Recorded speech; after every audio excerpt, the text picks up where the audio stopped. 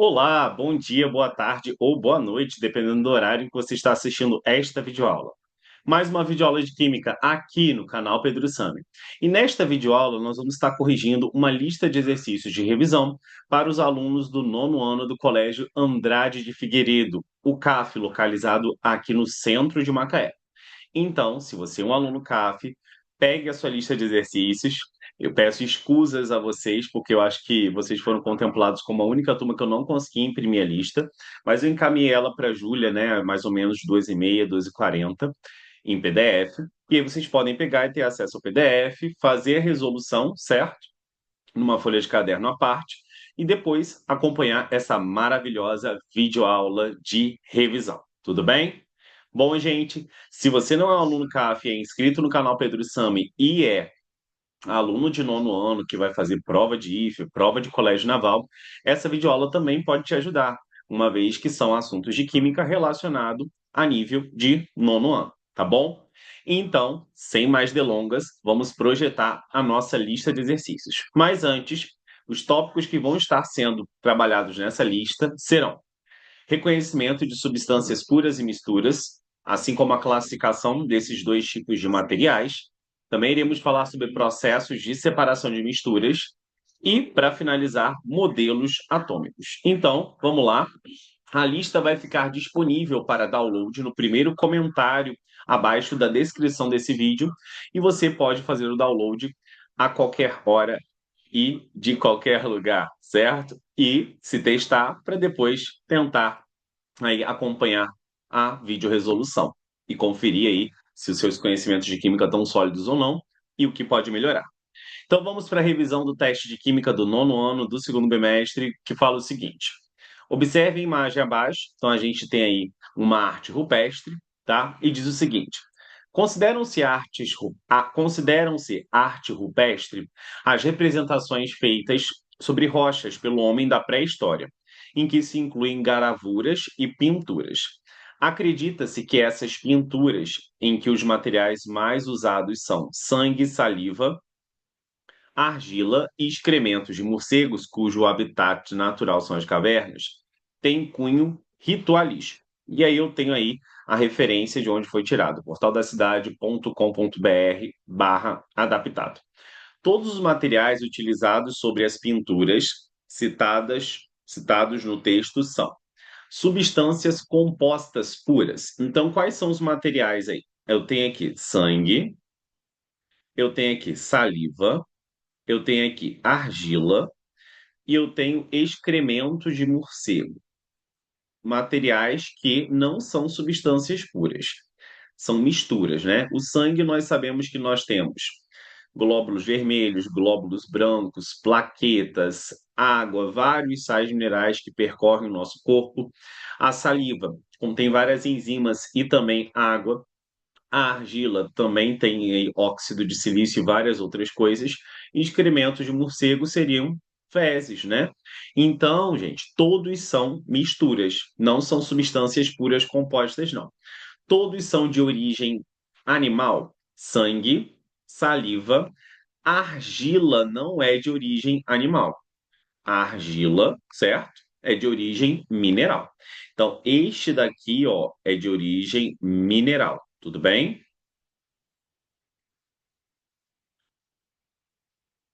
Os demais são de origem animal. Misturas de substâncias compostas. Essa é a alternativa correta. Por quê? Se a gente reparar no sangue, o sangue tem hemoglobina, que é uma proteína que tem vários átomos de carbono e também ainda o ferro. A saliva tem água mais outras substâncias, e a água nós sabemos que é o quê, senhora e senhor? H2O mais outras substâncias. A H2O é uma substância composta. Como é que eu sei que é uma substância composta? Porque tem aqui uma fórmula química formada por dois ou mais elementos, ó, oxigênio e hidrogênio. A argila contém areia e outras substâncias também. E aí, a areia, fórmula química dela, SiO2. Então, novamente, eu tenho o quê? Substância composta. Então, a argila tem a areia e outras coisas, correto?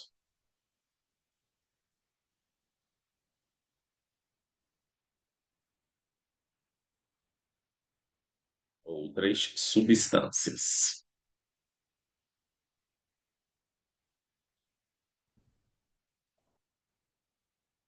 Vou botar só subst, tá bom? E excrementos de morcego vai ter vários resíduos, né, da nossa alimentação mesmo. Nós, seres humanos, temos aí fezes com vários, né, materiais, tanto que é feito aquele exame de fezes e tal, e a mesma coisa ali. Nem todos são de origem vegetal, e misturas de substâncias simples, não. Acabei de citar ali que eu tenho dois materiais que são misturas e que os componentes são compostos, tá? Dois ou mais elementos, duas ou mais letras maiúsculas. Vamos então para a nossa segunda questão, que diz o seguinte: as transformações que ocorrem no sistema podem ou não ocasionar alteração na constituição da matéria envolvida, gerar benefícios ou grandes prejuízos para a saúde do cidadão. Complete com V para verdadeiro ou F para falso. Digestão de um alimento é um fenômeno químico verdadeiro, gente. Todo fenômeno químico forma novas substâncias. E durante o processo de digestão ainda, eu tenho aqui, ó, a liberação de gás, que é uma das evidências de um fenômeno químico. Quais são as evidências de um fenômeno químico, além de eu saber que forma novas substâncias, né? Então, um fenômeno químico, a marca dele é formar novas substâncias,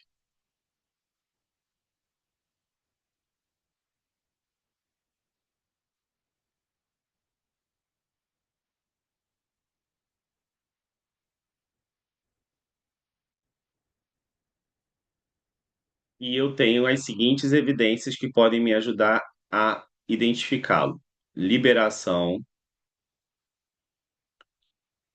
de gás, liberação de calor, ou ainda mudança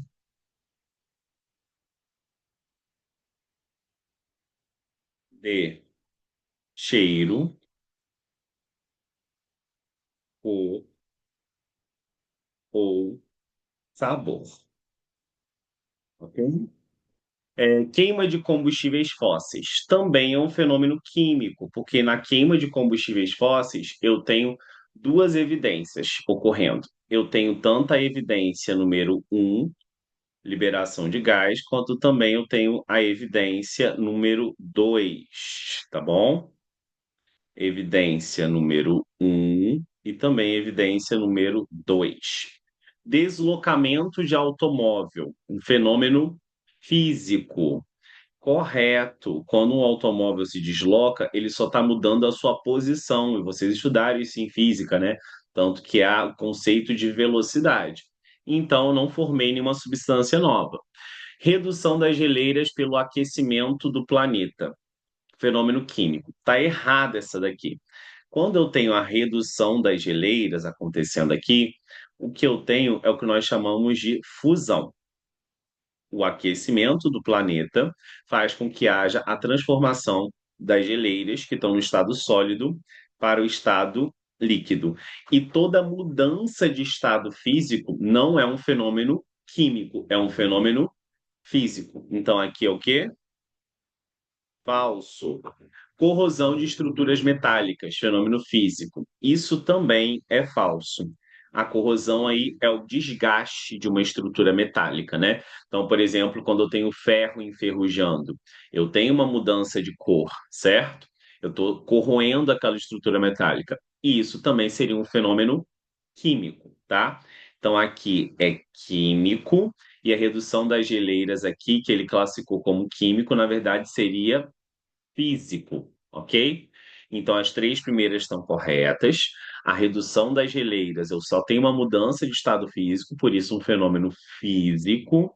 E a última ali, que é a corrosão de estruturas metálicas, eu tenho desgaste, eu tenho a formação de ferrugem, por exemplo, se eu tomo como referência o metal ferro, e aí se eu formei uma substância nova, eu tenho um fenômeno químico, e aí ele está dizendo que é físico, por isso, falsa. Vamos então à nossa questão de número 3, que diz o seguinte aí, acompanhe o enunciado. O que via meu pai, se é que me via, se é que me via, por trás daqueles olhos azuis cheios de álcool. Ritter Caio, Eu e o Silêncio do Meu Pai, São Paulo, Biruta, 2011. O álcool citado no trecho acima refere-se à substância etanol. E em contato com o gás oxigênio, O2, do sangue, produz etanol e água. O etanol, substância muito tóxica, que é uma das responsáveis pelo efeito da ressaca. Agrupe as substâncias em simples e compostas, tá? Então a gente tem a primeira substância aí, que é o etanol. A gente percebe que eu tenho mais de uma letra maiúscula. E eu tenho elementos aqui, ó, diferentes, representados por essas letras maiúsculas diferentes. Quando eu tenho uma substância que tem dois ou mais elementos, essa substância é composta. Então, aqui é formar grupos com substâncias simples e compostas. Então, aqui eu vou botar em cima simples e embaixo eu vou botar compostas. Então, simples, só vão ter apenas um elemento. Então, a gente falaria do nosso O2 ali, o gás oxigênio. Composta, a gente teria aqui o meu etanol, o C2H6O. E eu também teria o etanal, que é o C2H4O. Ok? E aqui, apesar de não aparecer a fórmula química, nós temos também aqui, ó, a citação da água, que é H2O, que também seria incluída numa substância composta, ok? Então, simples, apenas um elemento. Se percebe que a fórmula do gás oxigênio tem apenas uma letra maiúscula, já composta, dois ou mais elementos, tá bom? Elemento.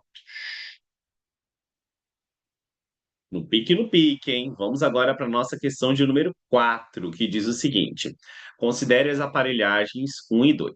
Então, aconselho o aluno a ir lá no capítulo 1, a dar uma olhada em processos de separação de misturas e perceber aí quais os desenhos que estão dentro desse tema, tá bom? Finalzinho do capítulo 1, tem lá os processos e os desenhos, certo? Bom, marque a alternativa correta. Aqui, gente, nós temos o que nós chamamos de um funil. E qual é o objetivo desse funil? Esse funil aqui, ó, ele vai ser uma vidraria que tem o seguinte: ele tem uma torneirinha e essa torneirinha vai permitir o escoamento do líquido de maior densidade. Então, imagina aqui que eu tenha água, deixa eu botar de azulzinho aqui para facilitar a didática. Então, imagina aqui que eu tenha água, correto? Olha que bonitinho, eu preenchendo com água. E aqui em cima eu tenha óleo. O que vai acontecer aqui, senhoras e senhores? O que vai acontecer é que quando eu abrir essa torneirinha aqui, ó, a água ela vai escorrer por aqui. E à medida que ela escorre, ela vai ser coletada nesse outro vidro aqui de baixo. Olha que bonitinho. Ah, que lindo. Então, aqui seria para separar uma mistura heterogênea, o sistema 1, sendo que é uma mistura heterogênea entre dois líquidos, ok? Mistura heterogênea, líquido, líquido. Que perfeito. Agora, já o meu sistema 2, a gente percebe aqui que nós temos um outro funil, e aqui eu tenho isso daqui, que está encaixado dentro do funil. Isso daqui, gente, é um filtro, ok? Um papel de filtro. E aí, esse filtro vai reter as partículas sólidas não dissolvidas no líquido, porque aqui eu vou ter uma mistura, certo? Dentro desse recipiente que está inclinadinho assim, tipo flutuando, tipo Harry Potter. Sólido, líquido. Então, aqui eu tenho o que nós chamamos de filtração e serve para separar uma mistura heterogênea,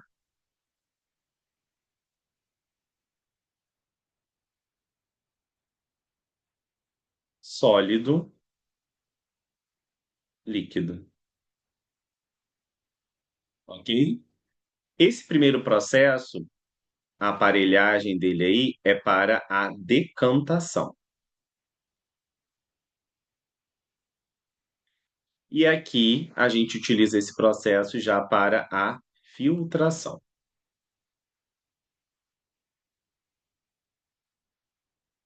Logo, a gente vai ter o seguinte: a aparelhagem um pode ser utilizada para separar água e gasolina? Correto. A água seria o meu líquido de maior densidade, por isso que ela ficaria onde? No fundo do funil. E a gasolina seria o meu líquido de menor densidade, por isso que ela ficaria aí em cima, tá bom? A correta é essa, mas vamos dar uma olhada na B. A aparelhagem um pode ser utilizada para separar uma solução de água e sal. Não. Água e sal ou é destilação simples, porque é uma mistura homogênea, não heterogênea, entre um sólido e um líquido, ou a evaporação se eu não quisesse recuperar o líquido água. A aparelhagem um pode ser utilizada para separar uma solução de água e carvão. Jamais sólido líquido, seria filtração, a aparelhagem, né? Se fosse água e carvão. Então, seria legal a aparelhagem 2 para separar água com carvão. A aparelhagem 2 pode ser utilizada para separar água e óleo. Não, né? A aparelhagem 2 pode ser utilizada para separar uma solução de água e álcool. Não, aí seria destilação fracionada quando fosse água e álcool. Bom, vamos então para a nossa próxima questão, que é a questão de número 5. Tudo bem? Isso, questão de número 5. Diz o seguinte aí a questão 5. Para que o petróleo seja enviado às refinarias, já que nós estamos em Macaé, que é a capital nacional da energia, já foi capital nacional do petróleo, capital da energia, na verdade. Então, para que o petróleo seja enviado às refinarias, há necessidade de um tratamento denominado tratamento primário, o que visa separar primordialmente uma mistura heterogênea formada por água e óleo. Olha aqui, ó, formada por água e óleo. Já vimos isso na questão anterior. Nas refinarias, o óleo é fracionado em partes com diferentes valores comerciais, por meio de uma técnica de separação baseada na diferença dos pontos de ebulição. Então, existe o tratamento primário que separa a água do óleo, que a gente viu naquele funil. Claro que numa indústria a gente vai ter um tanque com um ralo, né? E aí, depois que eu separo a água que fica embaixo, que vai ser sugada por esse ralo, do óleo, que vai ficar em cima, esse óleo, aí eu já tenho um outro processo, eu utilizo diferenças no ponto de ebulição para separar os componentes desse óleo, tá bom? E aí ele quer saber qual o processo de separação utilizado para se obter as frações do petróleo. E aí a alternativa correta é a destilação fracionada.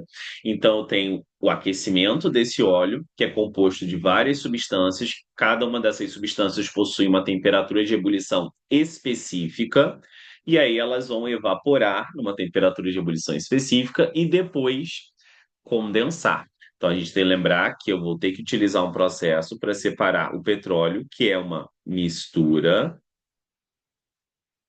homogênea, líquido, líquido.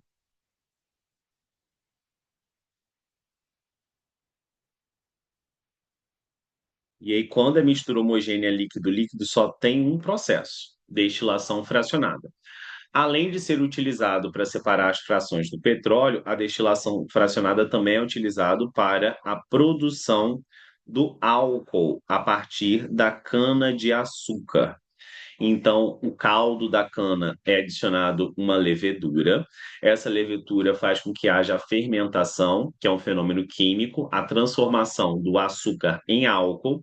E o álcool, como tem menor temperatura de ebulição, eu aqueço esse caldo que foi fermentado e isolo ele, certo? Somente ele vai evaporar, vai ebulir, vai se transformar no estado gasoso e depois vai ser resfriado no condensador e retornar ao estado líquido, separando aí do resto do caldo, tudo bem? Então, a produção de álcool também a gente utiliza o quê? A destilação fracionada. Tudo bem? Vamos para a questão de número 6, que diz o seguinte: o garimpo do ouro é uma atividade econômica comum em determinados pontos da Amazônia. Uma das formas de separar o ouro dos outros materiais é por meio de bateias, uma espécie de bacia em que a água corrente é passada para remover a areia, deixando o ouro, que é mais denso, no fundo. Outro método para separar o ouro consiste em adicionar mercúrio à areia. Então, aqui ele está falando sobre dois métodos: adicionando mercúrio à areia que tem ouro, e o outro é pegar e fazer passar água corrente para remover a areia, deixando o ouro. Um é com água corrente, não dissolve nenhum dos dois, mas o ouro é arrastado por essa água corrente. E o outro método é adicionar mercúrio à areia, correto? Que contém o ouro aí. O ouro se dissolve no mercúrio e a areia não. O ouro se dissolve no mercúrio, mas a areia não.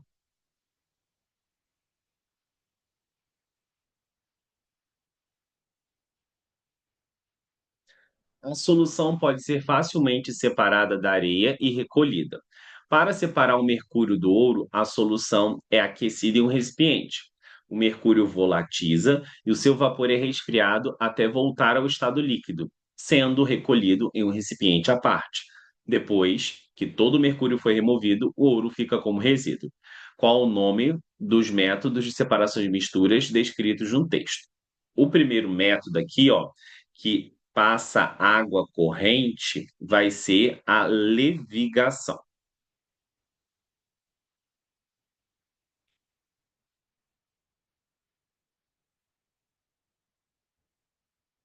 E o nome do outro método, onde o mercúrio se dissolve aqui, que eu citei como um 2, vai ser a dissolução fracionada, ou seja, eu vou dissolver uma fração, uma parte da mistura no mercúrio líquido. Como se tivesse sal e areia. Se eu adicionar água, o que que vai acontecer? A água vai dissolver o sal, ao passo que a areia não. Dissolvi uma fração, uma parte da mistura. Tudo bem? Vamos então à nossa próxima questão, que é a questão de número 7, que diz o seguinte: um modelo científico é a idealização simplificada de um sistema que possui maior complexidade. Para facilitar o estudo envolvendo átomos, foram criados os chamados modelos atômicos, que são representados por desenhos, como demonstrado abaixo. Identifique os nomes dos modelos atômicos A, B e C acima representados.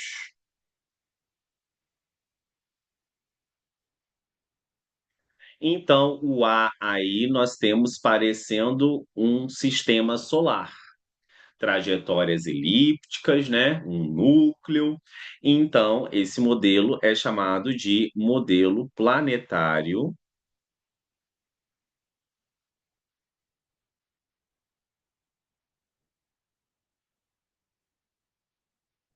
ou modelo de Rutherford.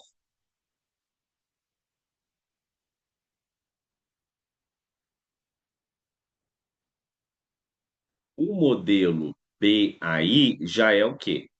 Já é uma esfera maciça, indivisível, indestrutível, sem carga. Isso daqui, senhoras e senhores, é o modelo de Dalton,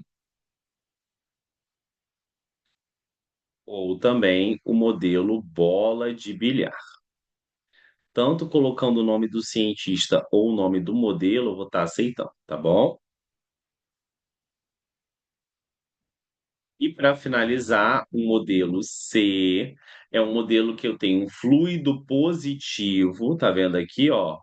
Ou seja, uma esfera positiva com elétrons aderidos à sua superfície. Olha aqui os elétrons, senhores. Elétron, elétron, elétron, elétron, elétron, elétron, elétron e elétron. Esse último modelo é o modelo de pudim com passas, ou modelo de Thomson.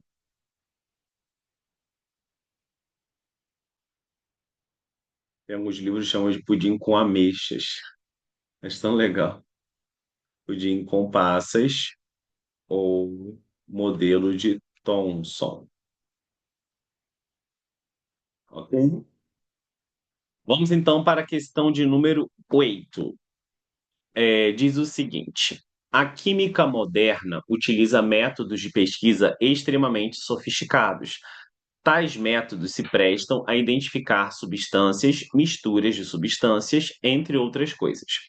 Podemos citar alguns métodos, como, por exemplo, a cromatografia, a espectroscopia ultravioleta, a absorção atômica. Mas antes do advento dessas técnicas modernas, os químicos da antiguidade utilizavam técnicas bastante rudimentares, que são utilizadas ainda hoje em modernos laboratórios e também em ambientes domésticos ou de trabalho. A seguir são indicados alguns procedimentos cotidianos. Uma dona de casa catando. Olha a palavra-chave aqui, feijão com as mãos para depois cozinhá-lo. Gente, catação. Ele vai pedir para identificar os processos. Já estou me adiantando. Preparação do café com água fervendo. Quando eu faço a preparação do café com água fervendo, aqui acontece dois processos.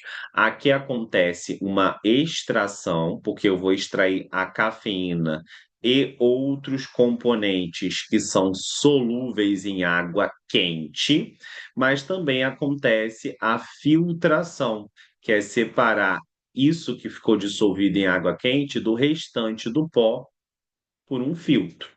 Tudo bem? Separação da casca do amendoim após torrá-lo, lançando-o para cima e fazendo com que a corrente de ar separe o amendoim da casca. Opa! Corrente de ar, olha a palavra-chave aqui. Separe o amendoim da casca, o mais leve do mais pesado. Isso aqui é ventilação.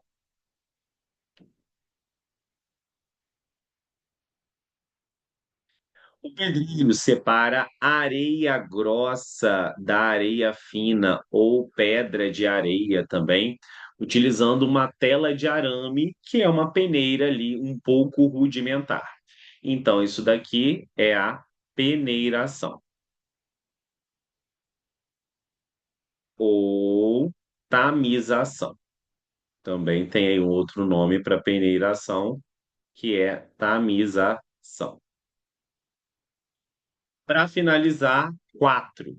Quando o garimpeiro separa o ouro do cascalho, quando um garimpeiro separa o ouro do cascalho, com o uso de bateia, também está utilizando uma técnica rudimentar. Nós já vimos que isso daqui, separar o ouro do cascalho com a bateia, vai ser a levigação, como nós vimos na questão anterior ali, correto? Nas anteriores, né? Então aqui nós temos que ter catação nessa ordem, extração ou filtração, ventilação, peneiração e levigação. Letra E aqui pelo jeito. Catação, filtração ou extração. Aí o terceiro tem que ser ventilação, peneiração e levigação. Letra E, tá bom? Bom, vamos então agora para o próximo, questão 9. Relacione o nome dos cientistas à alternativa a seguir. É o descobridor do nêutron. Quem descobriu o nêutron aí foi o Chadwick, ok? E isso explica a estabilidade do núcleo. Chadwick. Seu modelo atômico era semelhante a uma bola de bilhar. Opa, Dalton é o cara.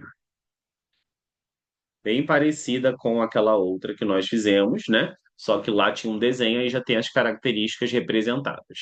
Seu modelo atômico era semelhante a um pudim com passas. Ah, isso aqui só pode ser Thomson.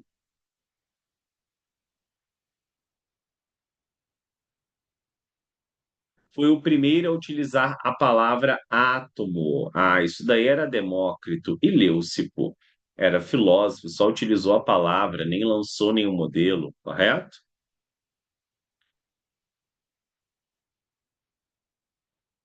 Filósofos gregos. E, para finalizar, criou um modelo para o átomo semelhante ao sistema solar. Sistema solar é o planetário. E aí fechamos com Rutherford.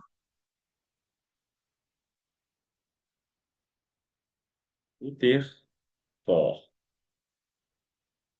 And the last question. Meu inglês não é tão bom quanto o da Maiele, mas nossa representante, mas a gente segue, né? É a questão de número 10, que diz o seguinte: em 1911, Rutherford realizou a experiência do espalhamento de partículas alfa,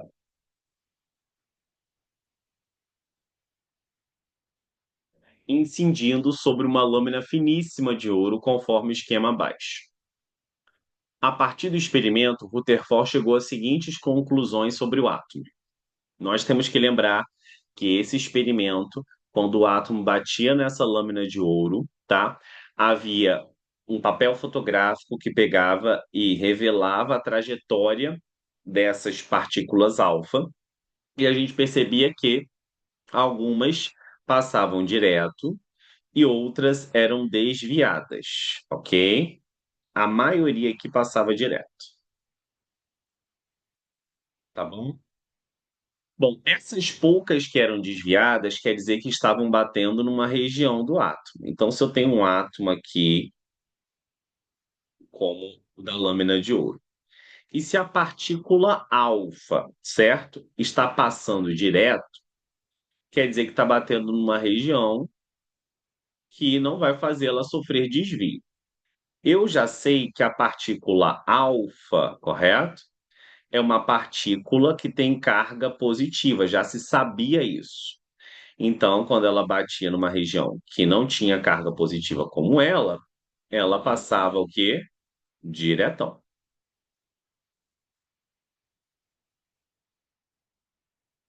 Agora, quando essa partícula alfa batia nessa região aqui, ó, ela batia e voltava.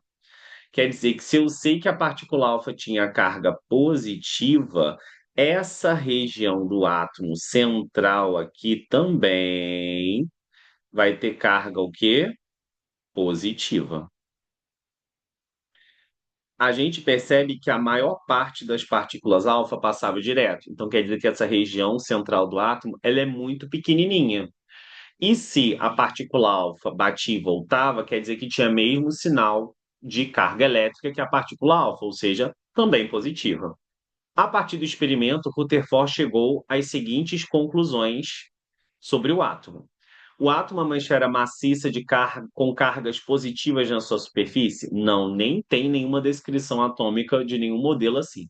É uma esfera maciça de carga positiva com elétrons aderidos na sua superfície. Na verdade, seria um fluido, o de Thomson. Possui elétrons distribuídos em torno do núcleo central, com cargas positivas dotadas de certos valores quânticos. Gente, elétron com carga positiva, jamais. Elétron é partícula com carga negativa, ok? Possui núcleo pequeno e denso com carga positiva e elétrons estão distribuídos na eletrosfera. Boa! Possui núcleo pequeno e denso com carga positiva e elétrons estão distribuídos na eletrosfera. É exatamente essa a alternativa correta. Acompanhe aqui. Era assim que era o átomo de Rutherford.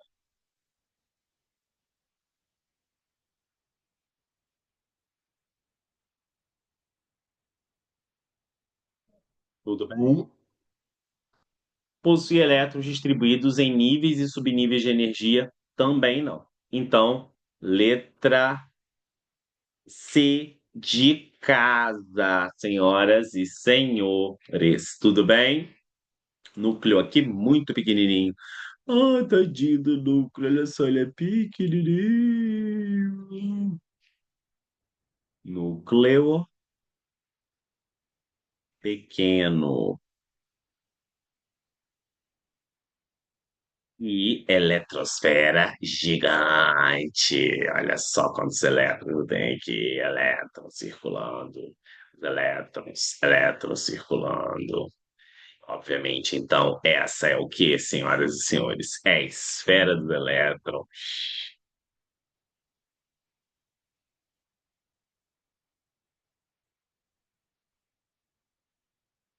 Bom, Bom, gente, se vocês gostaram dessa videoaula, se essa videoaula ajudou vocês, eu queria que vocês dessem um joinha. Me ajuda, pelo amor de Deus. Eu também queria que vocês, certo, comentassem o que vocês acharam do vídeo, se vocês gostaram, se tem alguma coisa que não entendeu. Esse é o momento da gente poder tirar dúvida e nos comunicarmos através desse ambiente virtual também.